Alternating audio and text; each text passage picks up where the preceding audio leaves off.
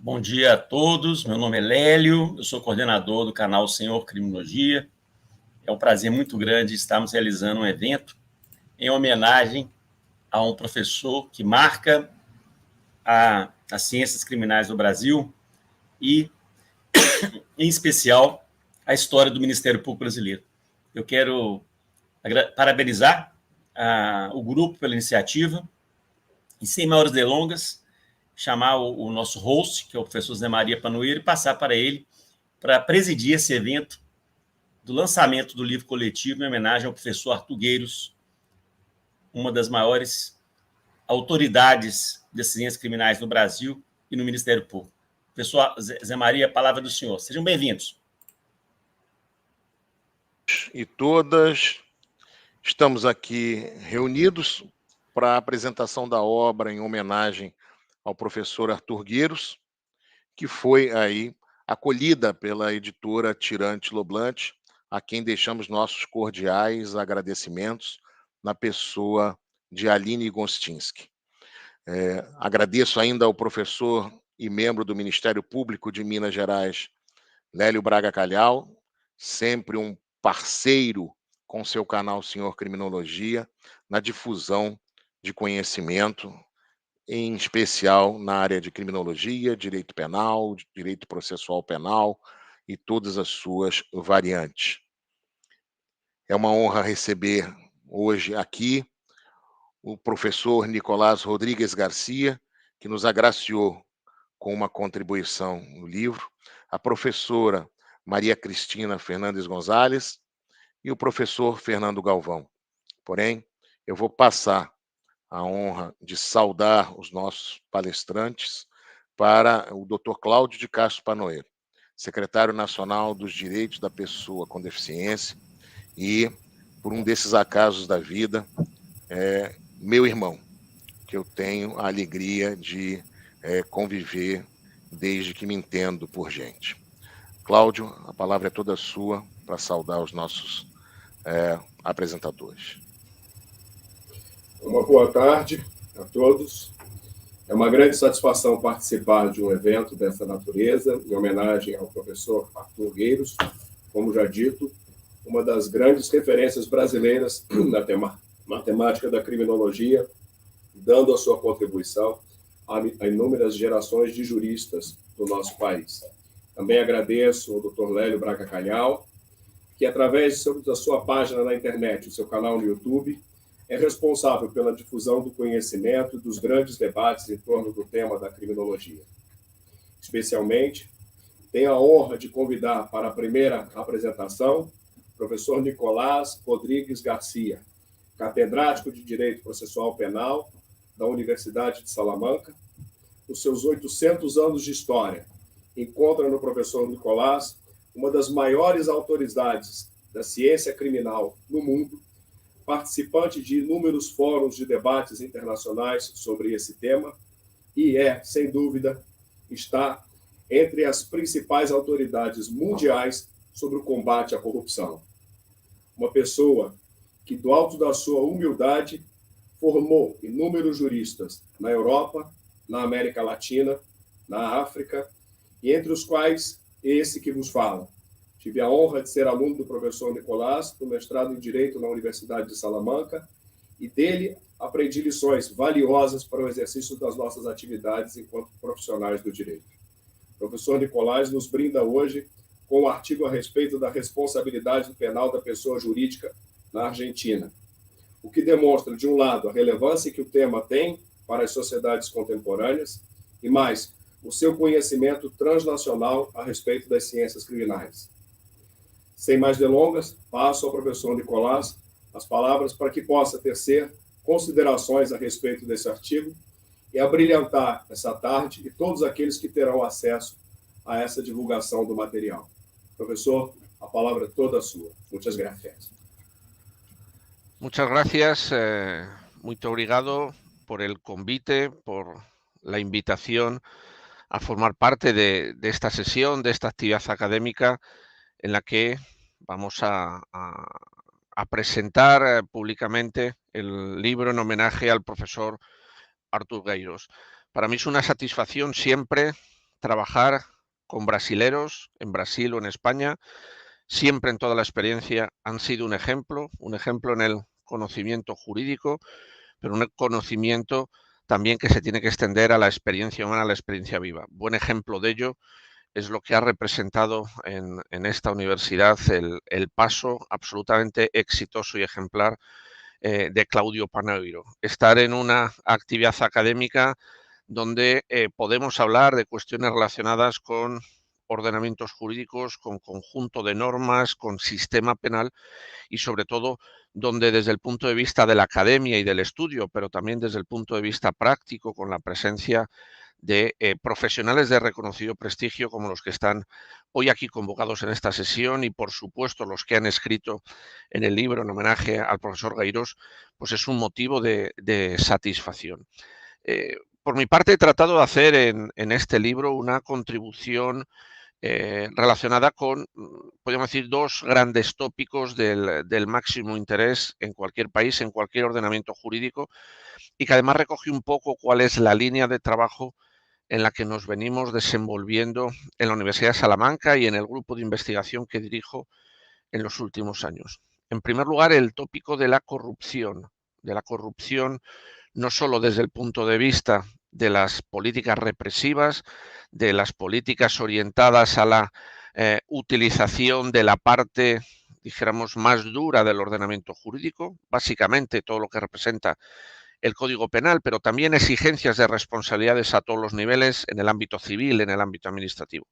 Pero también desde una segunda óptica, todo lo que puede representar en los últimos años las políticas más de preventivo. Por lo tanto, no solo esas que directamente buscan un resultado, una corrección de los desvíos en los asuntos concretos, en un contexto puntual, sino aquellas que tratan de sentar las bases para que a corto, medio y especialmente largo plazo, pues un flagelo como el de la corrupción trate de ser revertido en todos nuestros ordenamientos jurídicos.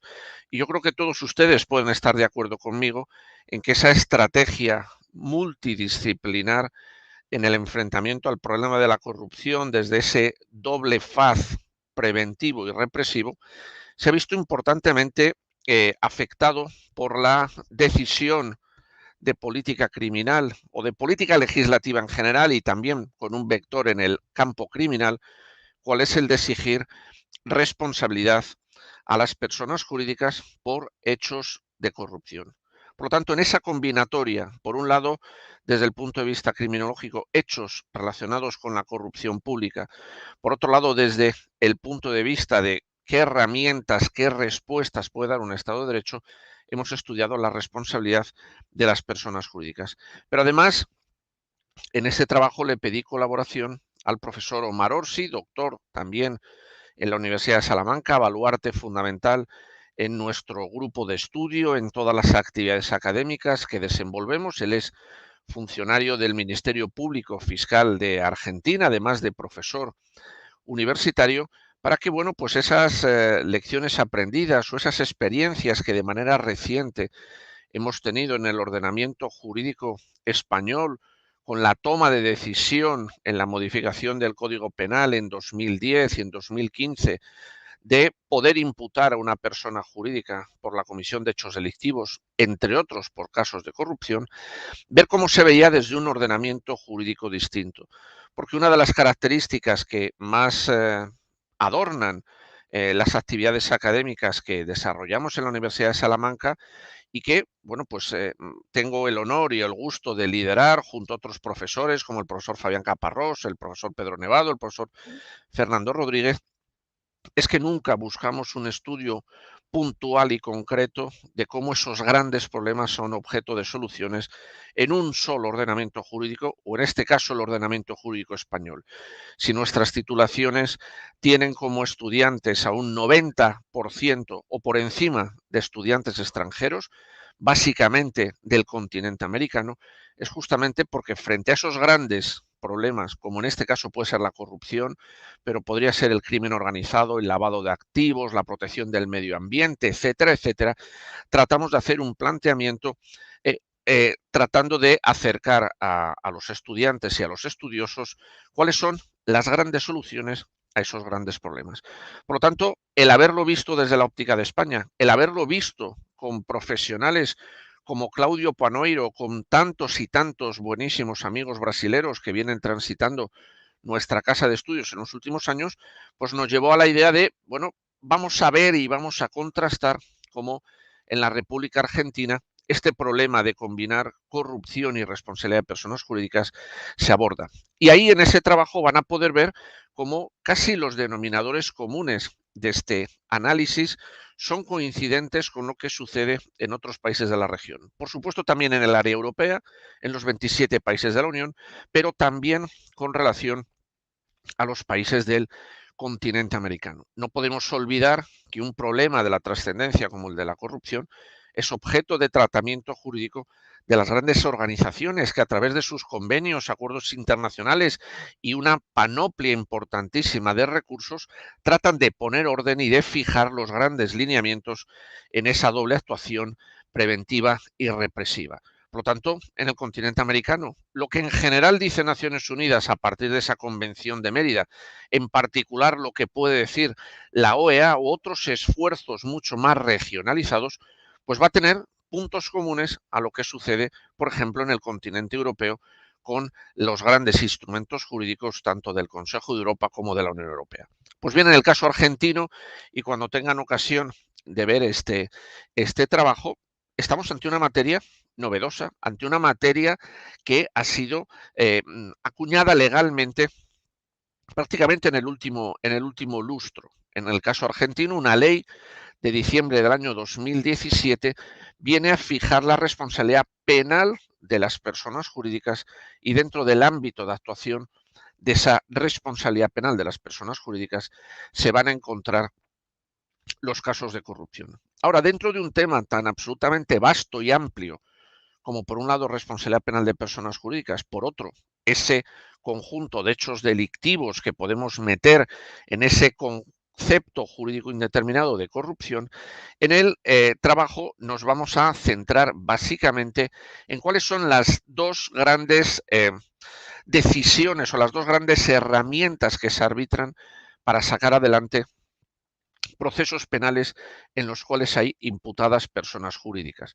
Por lo tanto, ¿el punto de partida cuál es? El punto de partida es ver que en un proceso penal nos vamos a poder encontrar no solo personas físicas, sino personas jurídicas, desde el mismo momento en el cual las mismas puedan resultar imputadas, se pueda formular una acusación, básicamente una acusación pública, por parte del Ministerio Público con relación a sus actuaciones en esos hechos delictivos, vamos a tener que ver, por un lado, cuál es el régimen jurídico de esa persona jurídica que entra en el proceso penal y, por otro lado, cuáles son, podríamos decir, las consecuencias jurídicas que a esos hechos que tienen implicadas a personas jurídicas se van a determinar en el Código Penal.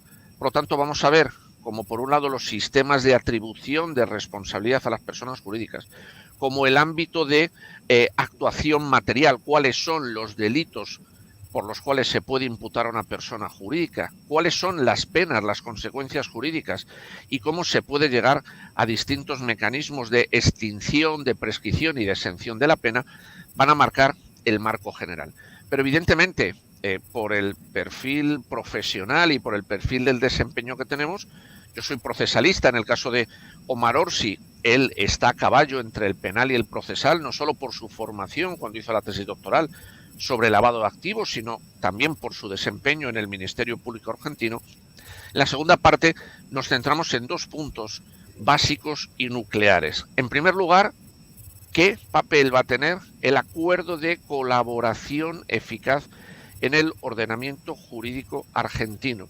Y en segundo lugar, también qué campo de actuación van a tener los programas de cumplimiento, el compliance. Si se dan cuenta, estamos hablando de dos grandes decisiones de política legislativa, de política criminal, que podemos encontrar sus homónimos en el ordenamiento jurídico brasilero con las delaciones premiadas, con los acuerdos de lenidad, en general con distintas manifestaciones de lo que en los últimos años venimos llamando como justicia colaborativa. Evidentemente, con este planteamiento, las conclusiones a las que llegamos y a las que podemos plantear de cara al futuro es que lógicamente estamos ante una materia nueva, una materia en exploración, una materia en la que el legislador ha tratado de ser absolutamente bien intencionado, que ha tratado de tomar experiencias positivas básicamente de ordenamientos jurídicos como el de Estados Unidos, porque hablar de justicia colaborativa, de justicia negociada, de darle valor jurídico a todas esas expresiones del consenso, de los pactos, de los acuerdos, y por otro lado todo lo que puede representar el compliance, pues obedece a un desarrollo más anticipado de líneas de trabajo en ordenamientos jurídicos como en el de Estados Unidos. Pero como yo les decía, eso en países similares a Brasil, a Argentina, a España, a Chile, etcétera, hace que estemos ante una materia nueva, una materia en la que más allá de lo que dice la legislación, el desarrollo se está produciendo básicamente a través del trabajo que llevan a cabo los tribunales. Por lo tanto, ese marco jurídico inicial, que en el caso argentino viene representado por esa ley del año 2017, en el día a día se viene modulando, se viene concretando, se viene ajustando con la actuación por parte de los tribunales. Y piensen que además en este trabajo va a haber que tomar en consideración una dimensión importantísima en esta materia. No solo estamos hablando de conductas delictivas que se puedan ubicar al interior de un país, al interior de un ordenamiento jurídico, porque cuando hablamos de corrupción, hablamos de los grandes casos de corrupción, yo creo que estarán de acuerdo conmigo en que esos grandes casos de corrupción que tanto preocupan al Ministerio Público, al Poder Judicial, a la Contraloría, a la Abogacía General de la Unión en Brasil o a las instituciones homónimas en España o en cualquier otro país, viene dado por tres elementos. Estamos ante delitos complejos, estamos ante delitos graves, pero ojo, estamos ante delitos que suelen tener un importante componente transnacional. Por eso en esta materia lo que haga un ordenamiento jurídico a su interior no solo va a afectar a las relaciones jurídicas, pero también a las consecuencias derivadas en el entorno político, social, económico, institucional, sino también a la colaboración que pueda prestar a instituciones homónimas cuando, ante grandes casos de corrupción, pensemos en muchas de las tramas que ha habido con impacto en la región, no solo las que puedan haber surgido en Brasil, sino en otros ordenamientos jurídicos, y el cómo se trabaja a nivel interno en otros ordenamientos jurídicos va a condicionar importantemente el éxito total en una política de esta naturaleza. En última instancia, fíjense que con un trabajo como este, lo que queremos poner de manifiesto es que a día de hoy, ante esos grandes problemas como es la corrupción, las grandes soluciones deben venir por el establecimiento en todos los ordenamientos jurídicos de soluciones comunes, soluciones más o menos estandarizadas, soluciones que, aunque tengan que estar ajustadas al contexto jurídico de cada uno de nuestros países, que tengan que respetar las bases constitucionales, tienen que estar en un diálogo activo para que las fronteras que a otros niveles caen, desde el punto de vista físico, o para favorecer el tráfico económico, el tráfico empresarial, la libertad de circulación de trabajadores, de relaciones económicas, en el tráfico jurídico no se tienen que convertir en absolutas barreras que impidan sacar adelante el ejercicio del jus puniendi por parte de las autoridades del Estado. Básicamente este es el contenido y la orientación del trabajo que espero que, por un lado, por supuesto, sirva para homenajear al profesor Artur Gueiros y, por otro lado, para poner de manifiesto que cuando en la Universidad de Salamanca trabajamos en estas materias, estamos desde una perspectiva comparada, desde una perspectiva abierta, en la que, aprovechando una actividad académica, la elaboración de un libro colectivo en el caso de Brasil, acercamos orientaciones, experiencias, bibliografía práctica, en este caso el ordenamiento jurídico argentino, pero con la lógica, con el pensamiento, con el afronte que podemos hacer también con mi modesta contribución desde el ordenamiento jurídico español. Por mi parte, nada más, un inmenso placer el poder estar aquí, el poder decir bien alto y bien claro que es un orgullo trabajar en Brasil, con los brasileros, máxime en un año como este, en el año 2022, en el año del Bicentenario, porque para la Universidad de Salamanca y bueno, en este caso no solo por mi papel y responsabilidad como catedrático de Derecho Procesal, sino en el papel que también desempeño actualmente como vicerrector de posgrado y por lo tanto como el hacedor de muchos de los convenios y de las líneas de trabajo que permite esa colaboración de estudiantes, de investigadores entre los dos países.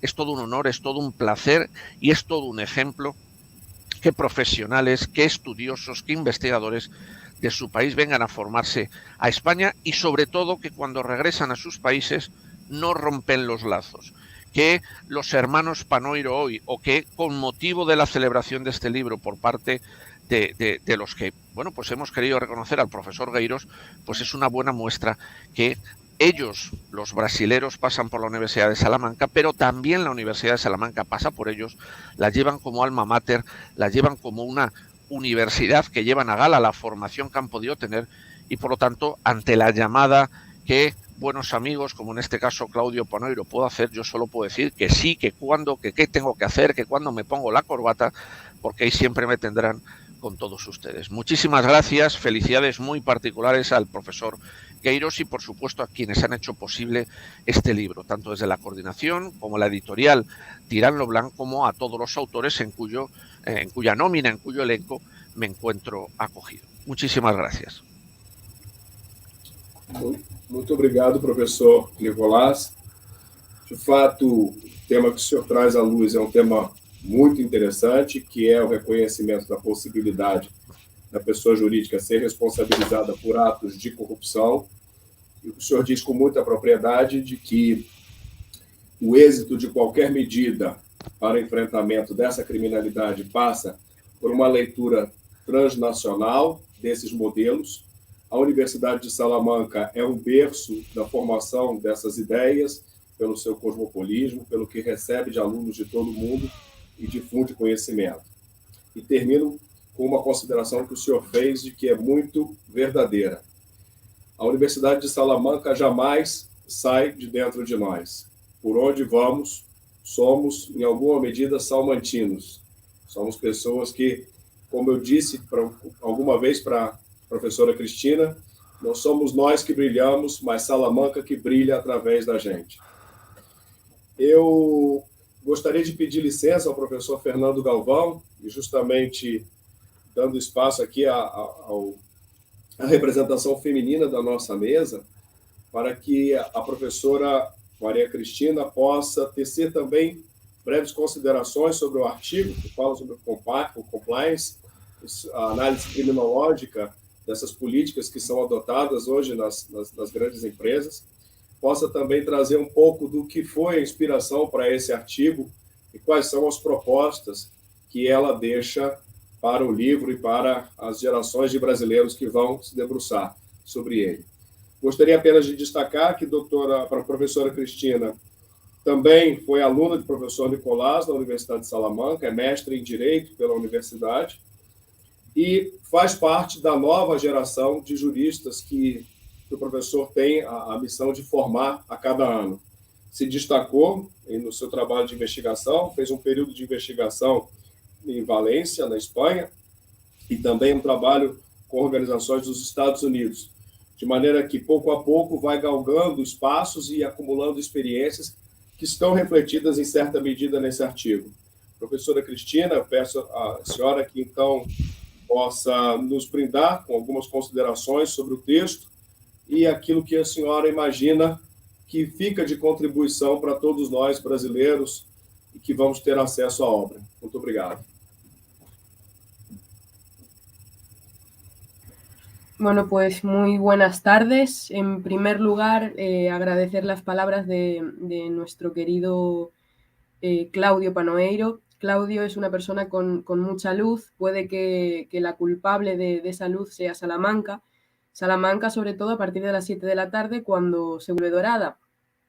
Él es una persona muy trabajadora y cuando nosotros nos enteramos de sus pasos por Brasil, siempre nos quedamos muy contentos y nos alegramos de que Claudio sea una persona brillante y allá donde vaya deje la Universidad de Salamanca como una universidad que le ha aportado y le ha ayudado a estar donde él está a día de hoy. También debo agradecer a mi maestro Nicolás Rodríguez por encauzar los conocimientos que me han llevado a que Claudio me invitara a participar en este libro. Todo lo que puedo saber o lo poquito que sé no sería tanto si no fuera por el profesor Nicolás y por el profesor Eduardo Fabián. Y por último, también agradecer a nuestro querido profesor Artur Gueiros por todas esas enseñanzas de criminología corporativa y la accesibilidad que tiene a través de Internet para enseñarnos a los criminólogos que nos encontramos fuera de Brasil y que no podemos acceder a sus obras y poder entender un poquito más los orígenes de la criminalidad económica. Humildemente, con mi artículo lo que he pretendido es aunar todos los conocimientos que aportan a la criminología un valor preventivo, el ámbito sociológico, el ámbito psicológico y el ámbito jurídico, tratando de explicar cómo los programas de cumplimiento de las entidades deben necesariamente hacer un estudio humano antes de la incorporación. De este modo, evitamos los programas de cumplimiento genéricos para las empresas y ajustamos nuestros programas a los riesgos posibles de nuestras empresas. Todo el trabajo lo he dividido aplicando primero un contexto político-económico que puede explicar la delincuencia de clase, es decir, demostrar que los motivos de la delincuencia económica en las clases bajas no es el mismo motivo que en el caso de la delincuencia económica de cuello blanco, de las clases más altas. Por otro lado, también he incorporado técnicas de vigilancia, la vigilancia para reducir las oportunidades delictivas con carácter individual de los compliance officer, la ética empresarial y los códigos de conducta para una prevención colectiva desde la incorporación de la cultura del cumplimiento, el ámbito educacional sobre todo, y la cultura del buen empleado, la integridad. Y por último, la canalización de denuncias como última ratio en la que la vigilancia del primer punto y el incumplimiento del segundo, los códigos éticos, acaba resolviéndose en la denuncia de los propios compañeros de trabajo a los que hay que incentivar para tratar de combatir la delincuencia dentro de la entidad y también desde fuera de la entidad a través de los canales externos.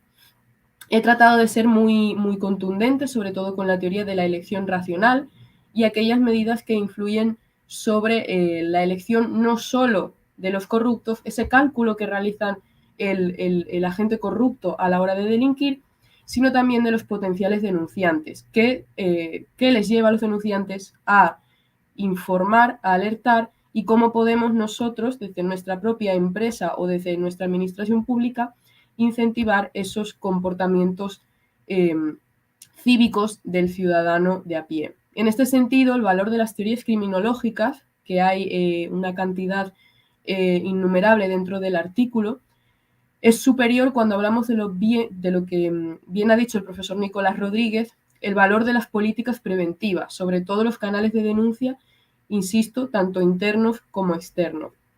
Cogiendo esa estrategia de vigilancia informal, que puede servir de ayuda en la vigilancia formal, y sumando el resto de capítulos del libro, tenemos una especie de fórmula para comenzar a trabajar en todos nuestros países y una llave para empezar a entender por qué la delincuencia de cuello blanco no se va a resolver única y exclusivamente desde la visión jurídica. Parabéns pela obra, profesores, y espero que todo el trabajo que hemos invertido en esta obra no solo sirva para enseñar a futuros académicos, sino también para acabar con esta enorme lacra que es la corrupción. Muchísimas gracias a todos y, insisto, muchas gracias por la invitación y no se merecen las palabras del inicio. Obrigado, professora Cristina. Tenho certeza de que o artigo contribuirá, sim, para a formação de novos acadêmicos e pela força do trabalho que o Dr. Lélio realiza através de seu canal no YouTube, Doutor Criminologia, esse tema chegará, inclusive, àqueles que não são propriamente voltados para o direito e ganhará o brilhantismo que tanto merece. Agradeço já desde logo ao professor Fernando Galvão pela gentileza e pela amabilidade de ceder passo à professora Cristina como nossa representante feminina e concedo a ele a palavra, destacando antes que o professor Fernando Galvão é também uma das grandes autoridades criminais do Brasil, com larga produção acadêmica, conhecido de todos aqueles que militam pelo mundo do direito, tem dado grandes contribuições ao nosso país, com a formação de inúmeras gerações de juristas, e hoje tem a oportunidade de nos trazer à luz mais um dos seus brilhantes trabalhos, que contribui nessa obra em homenagem ao professor Arthur Gueiros. Professor Fernando, sem tomar o brilho daqueles que verdadeiramente merecem, concedo ao senhor as palavras para que possa nos trazer um pouco das inspirações que o levaram a escrever o artigo e que metas o senhor pretendia alcançar, com quais temas seriam de relevância para ser incorporada essa obra tão importante em homenagem ao professor Arthur Gueiros. A palavra é toda do senhor.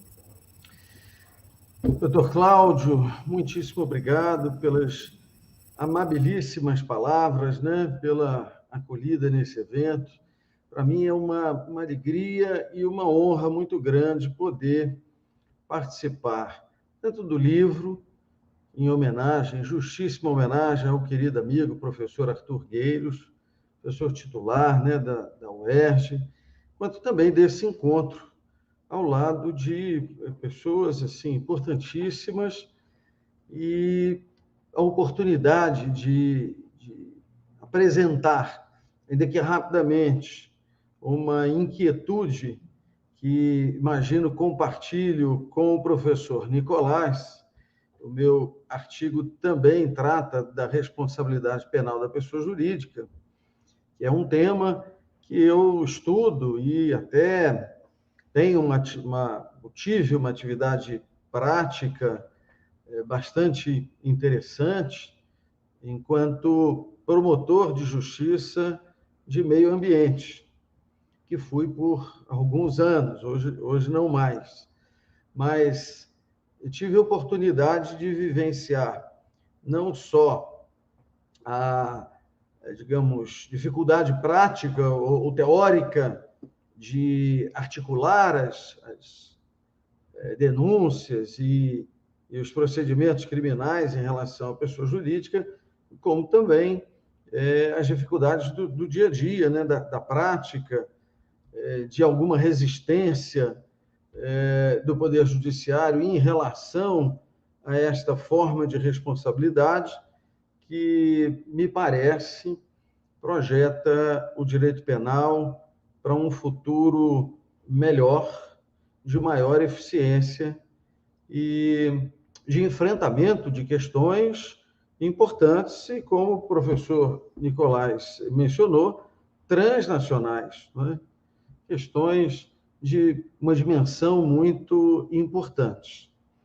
Aqui no Brasil, por enquanto, a responsabilidade penal da pessoa jurídica é restrita ao subsistema do direito penal ambiental.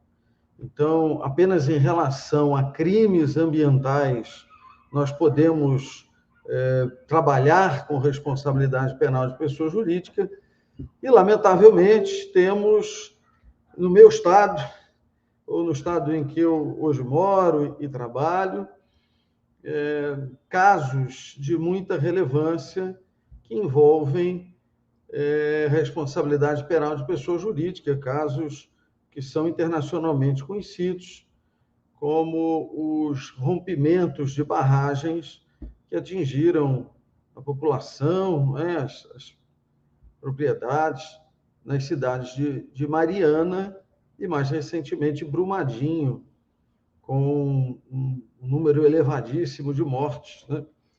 272 pessoas morreram nesse acidente ambiental e nós estamos acompanhando os processos criminais instaurados em relação à pessoa jurídica. Mas temos um projeto de lei que tramita na Câmara para instituir um novo Código Penal, já há alguns anos. Na verdade, esse ano completa 10 anos a tramitação, mas um projeto de Código Penal, né, que envolve diversas questões complexas, né, tem naturalmente um prazo de amadurecimento maior, mas nesse projeto nós temos, então, a proposta de ampliação de possibilidades para a responsabilização penal de pessoas jurídicas. E aí nós poderíamos ter esse instrumento, né, essa forma de responsabilização nos crimes contra a ordem econômica e financeira, contra a administração pública e contra o meio ambiente. Ou seja, é uma ampliação, mas que não permite a responsabilidade da pessoa jurídica em todo e qualquer crime. E nós temos, com esse projeto, uma oportunidade muito importante de avançarmos na construção de um modelo de autorresponsabilidade penal da pessoa jurídica, um modelo que seja garantista, como deve ser todas as nossas, digamos, referências que nos ajudam a identificar o comportamento da pessoa física penalmente relevante e, da mesma forma, a atividade desenvolvida pela pessoa jurídica que tenha relevância jurídico-penal.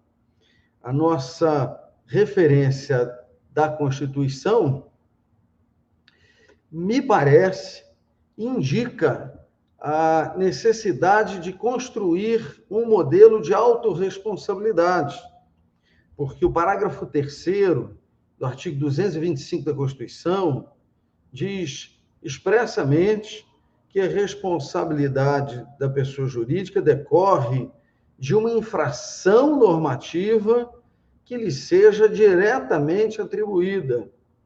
Ou seja, a pessoa jurídica, com a sua atividade, infringe uma norma protetiva do meio ambiente. E se seguirmos essa linha, também para os crimes contra a administração pública, contra a ordem econômica e financeira, nós devemos ter um modelo teórico, né, que ofereça as mesmas garantias e centrado na pessoa jurídica como infratora, como diretamente infratora de uma norma jurídico-penal. Esse referencial normativo, né, o constitucional, lamentavelmente não encontra um regulamento à altura.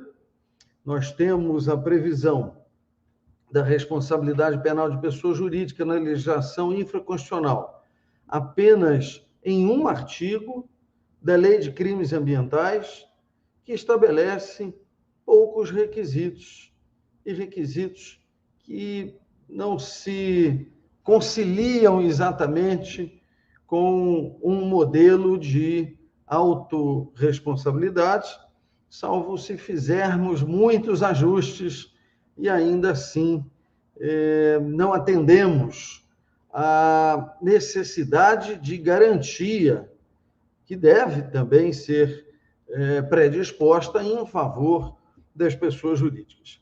Esse meu artigo provoca, então, a refletir sobre a possibilidade de construirmos os referenciais normativos para uma teoria do crime da pessoa jurídica. Uma teoria que possa estabelecer as garantias e que ofereça os referenciais que já consolidamos em relação à pessoa física.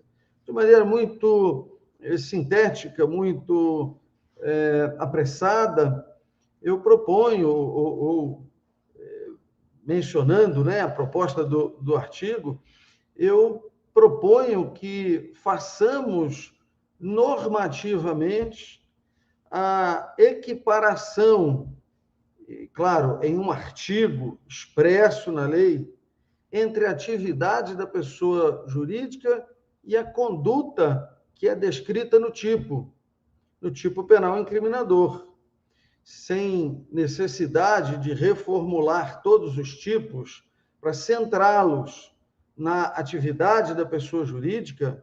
É possível fazer como fazemos com os crimes omissivos impróprios ou comissivos por omissão.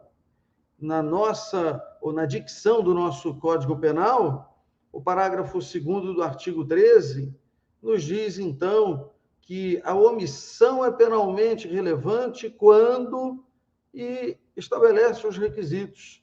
E nós podemos fazer a imputação objetiva em relação à pessoa jurídica com base em uma construção normativa semelhante.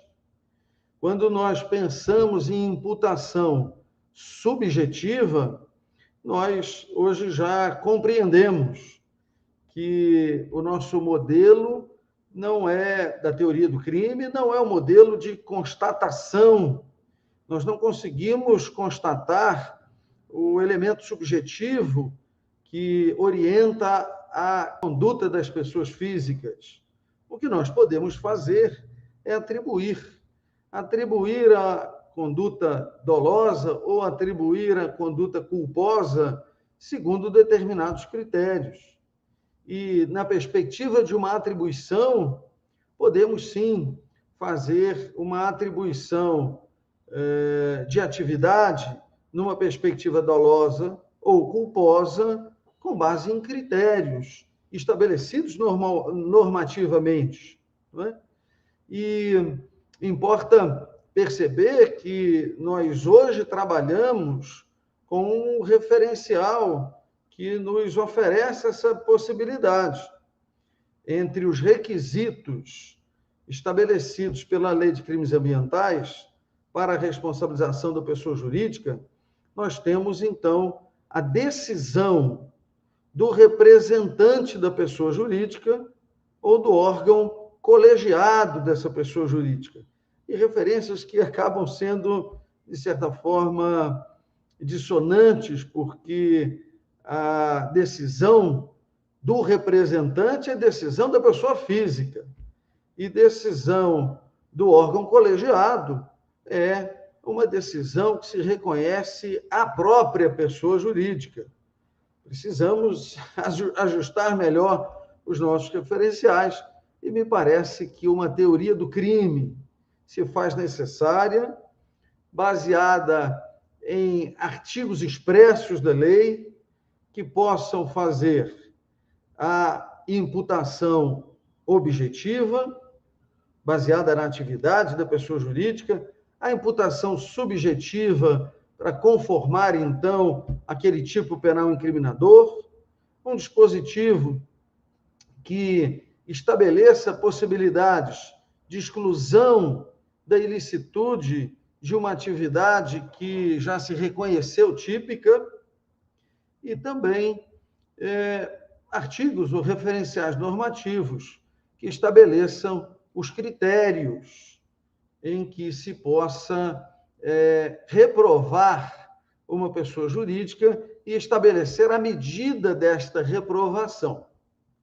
Eu faço uma proposta para cada uma dessas dificuldades, faço uma crítica ao referencial talvez mais antigo e mais importante, que seria o defeito de organização.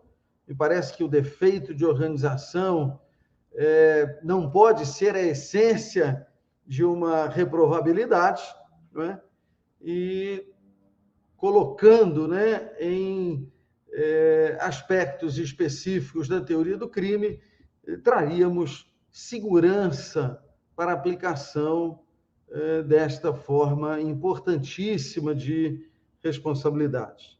Eu agradeço imensamente a oportunidade de participar do livro, estar aqui hoje junto com o querido amigo professor José Panoeiro, professor Nicolás, professora Cristina, conhecendo agora o secretário Cláudio e fazendo essa homenagem muito carinhosa e aquecida ao querido amigo professor Arthur Gueiros. Um abraço, então, a todos. Obrigado, professor Fernando. Muito interessantes as contribuições, a previsão de uma criação de uma norma destinada a regulamentar o comportamento das pessoas jurídicas, um ponto de inflexão na teoria do crime.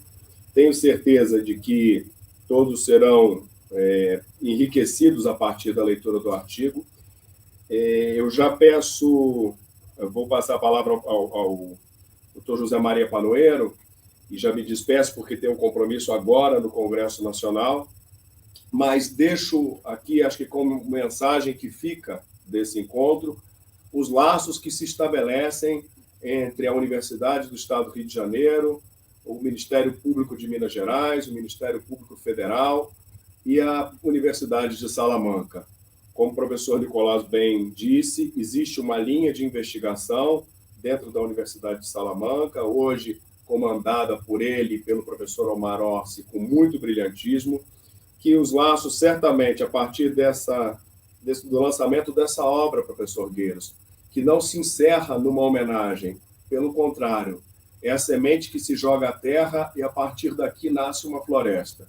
Acho que hoje a Universidade do Estado do Rio de Janeiro e os ministérios públicos brasileiros se aproximam cada vez mais da Universidade de Salamanca e trocarão experiências para a construção do que o professor Nicolás disse no início da sua fala, a construção de modelos transnacionais que se reproduzem em cada ordenamento e que são capazes de enfrentar a criminalidade da pessoa jurídica. Com essas palavras, termino a minha participação em razão dos compromissos profissionais e restituo ao Dr. José Maria Panoeiro, meu irmão, que de fato convive comigo desde que eu nasci, até porque é mais velho, e então, para que ele possa dar andamento à cerimônia e caminho para o seu encerramento. Uma boa tarde a todos. Boa tarde, doutor Cláudio. Eu passo a palavra agora ao professor Arthur Gueiros, o homenageado do dia e aquele que poderá dizer melhor sobre sua própria trajetória, dizer melhor como ele construiu uma geração de juristas, entre os quais aqueles que tiveram a honra de organizar essa obra com tão ilustres contribuições. Professor Gueiros, eu passo encarecidamente a palavra ao senhor para que o senhor teça suas considerações e apresente ao professor Nicolás e à professora Cristina toda a sua trajetória de pesquisa e de atuação que nos honram muito aqui no Brasil. Boa tarde, professor José Maria Panoeiro, cumprimentar o professor Cláudio, que precisou sair, cumprimentar professor Lélio, professor Fernando Galvão, professor Nicolás e, não menos importante, professora Maria Cristina. Para mim é muito difícil falar primeiro, me sinto muito constrangido. Eu nunca almejei reconhecimentos, embora tenha me esforçado para, ao máximo, dentro das minhas limitações na vida pessoal e profissional. E os que me conhecem, o público aqui também presente, a gente sabe que não me movimentei. Então, um pouco, bastante difícil falar, agradecer tantas palavras, tantos gestos que somente a vida na academia nos traz.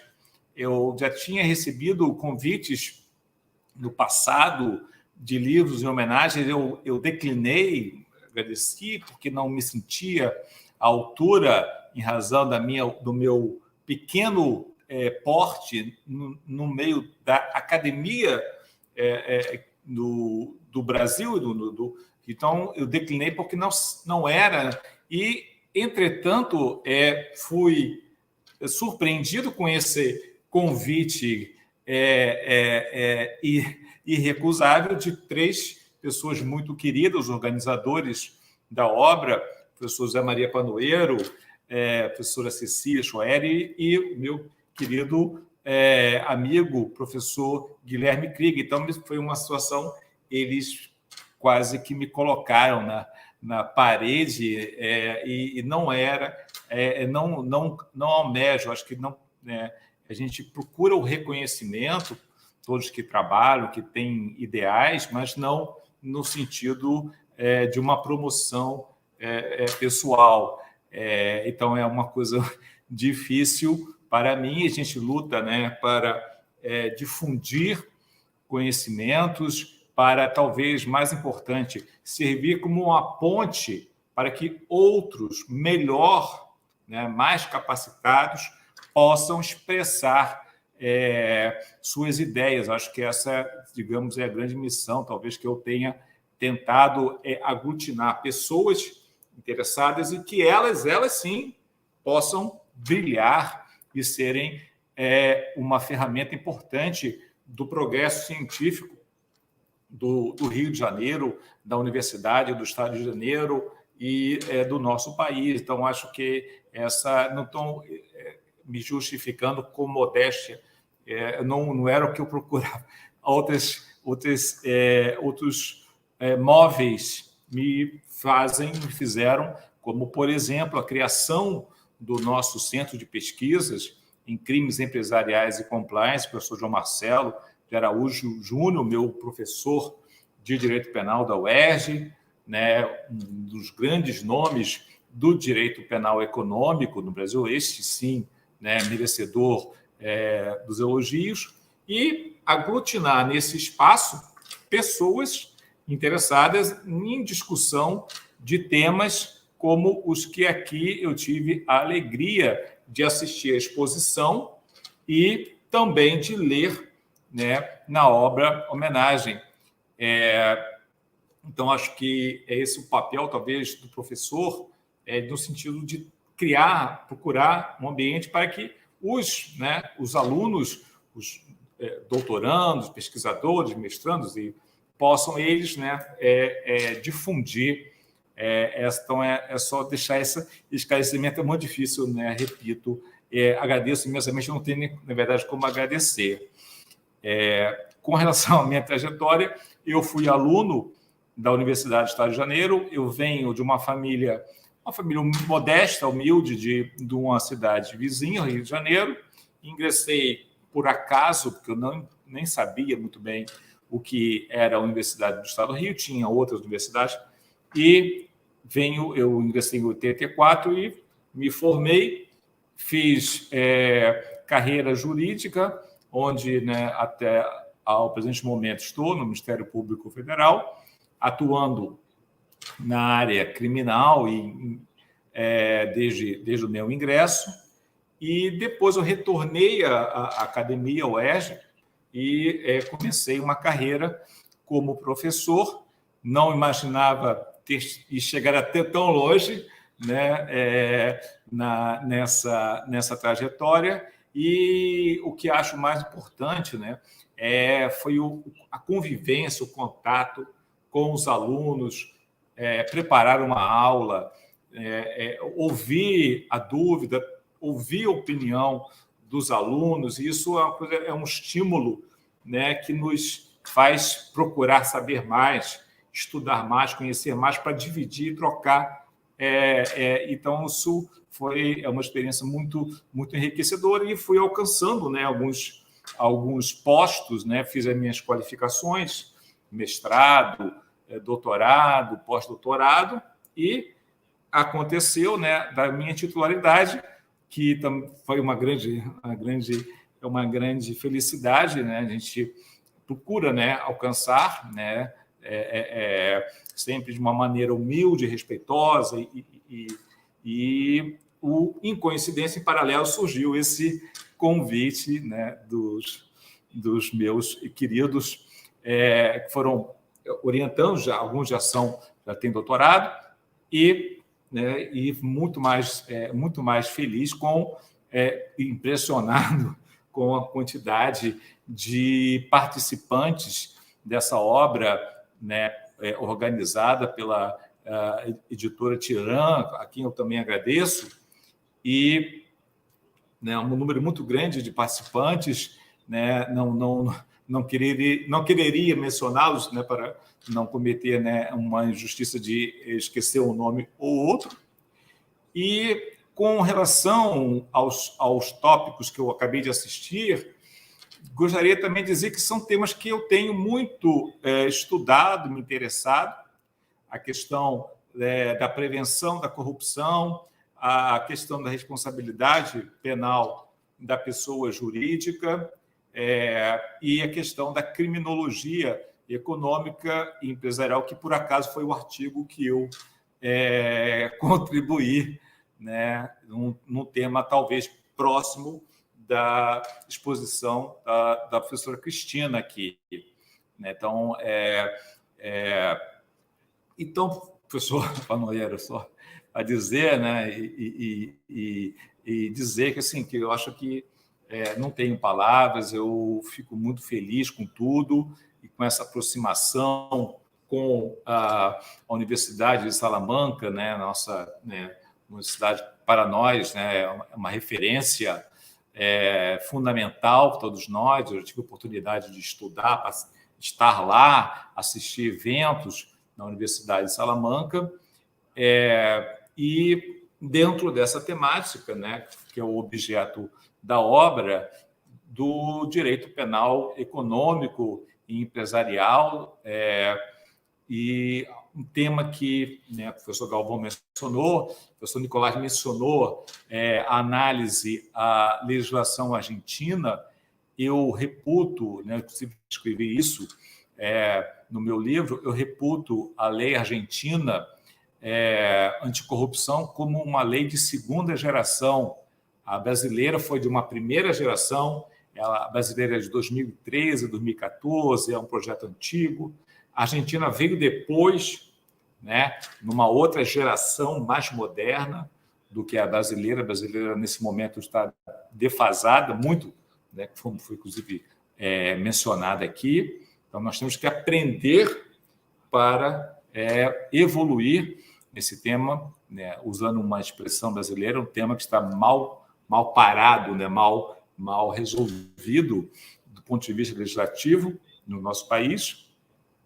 A questão da criminologia, notadamente a partir, né, da criminologia norte-americana e dela, né, sendo objeto de estudos em outros centros de pesquisa, né, que foi, repito, o artigo aqui, como eu não sei se o professor Nicolás vai entender, foi o artigo que eu cometi, né, no livro, como dizia o professor João Marcelo, eu cometi esse artigo,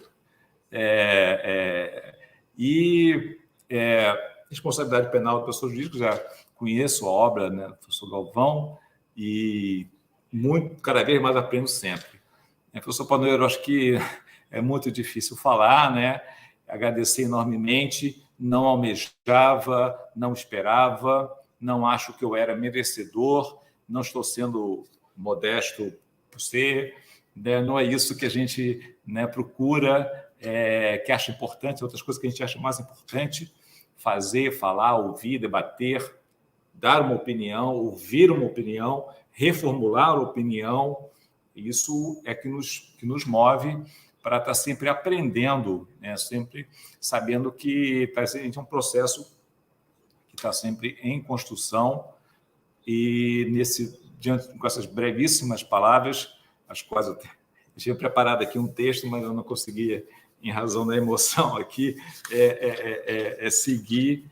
Eu agradeço enormemente, né, o carinho, as palavras generosas, né, elas que eu atribuo à amizade, né, que apenas a isto. E, né, mais uma vez, muito obrigado, Sra. Maria.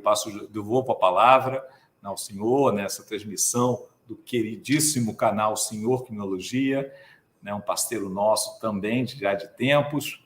E muito obrigado. Só o que eu posso dizer num agradecimento na nossa língua aqui, nossa língua materna, língua portuguesa. Muito obrigado a todos.